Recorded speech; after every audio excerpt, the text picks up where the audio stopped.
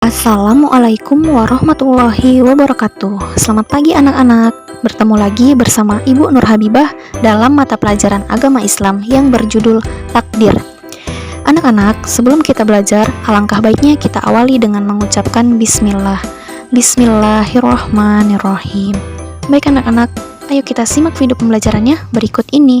Takdir.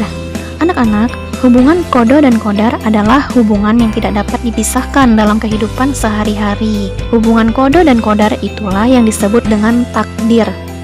Kodo adalah rencana Allah Subhanahu wa Ta'ala kepada makhluknya sejak zaman azali, yaitu sebelum penciptaannya manusia. Sedangkan kodar adalah hasil ketetapan dari rencana Allah Subhanahu wa Ta'ala. Anak-anak, takdir dibagi menjadi dua. Yang pertama ada takdir mu'alaq, dan yang kedua ada takdir mubrom. Baik anak-anak, kita akan bahas satu persatu. Apa yang dimaksud dengan takdir mu'alaq?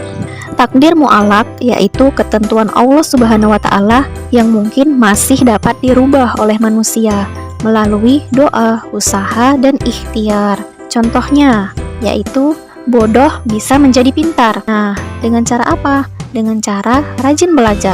Kemudian miskin dapat menjadi kaya. Orang yang miskin bisa menjadi kaya dengan cara kita harus bekerja keras dan hidup hemat, karena tidak mungkin kekayaan itu akan datang sendiri tanpa kita tidak melakukan usaha apapun untuk itu. Jika kalian ingin menjadi kaya, maka bekerja keraslah semaksimal mungkin, dan jangan lupa berdoa kepada Allah Subhanahu wa Ta'ala, karena usaha harus disertai dengan doa. Contoh berikutnya, orang yang sakit bisa menjadi sehat dengan cara berobat dan menjaga kebersihan lingkungan maupun badan. Baik anak-anak, selanjutnya kita akan membahas apakah itu yang dimaksud dengan takdir mubrom.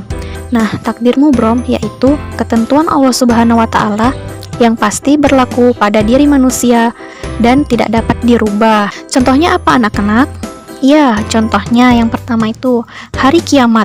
Pasti akan datang kapan dan bagaimana terjadinya kita tidak pernah tahu, hanya Allah lah yang tahu kapan hari kiamat itu terjadi. Contoh takdir mubrom berikutnya yaitu matahari terbit dari timur dan tenggelam di barat. Nah, itu semua adalah rencana Allah Subhanahu wa Ta'ala dan itu sudah menjadi ketetapan Allah yang sudah kita ketahui anak-anak. Contoh takdir mubrom yang ketiga adalah kematian seseorang. Nah, kematian seseorang sudah ditentukan oleh Allah Subhanahu wa Ta'ala. Kapan, di mana, dan sedang apa seseorang itu mati, itu semua sudah direncanakan oleh Allah Subhanahu wa Ta'ala sejak zaman azali. Jadi, siapkanlah diri kita dengan memperbanyak amal soleh, karena hanya amal kitalah yang akan menjadi bekal kalau kita sudah meninggal. Nah, contoh berikutnya yaitu planet-planet berputar pada porosnya. Jika planet tidak berputar pada porosnya, maka planet-planet tersebut akan saling bertabrakan. Nah, anak-anak ibu, demikian pembahasan kita hari ini. Ibu harap anak-anak semua sudah dapat memahami materinya. Sekian dan terima kasih. Wassalamualaikum warahmatullahi wabarakatuh.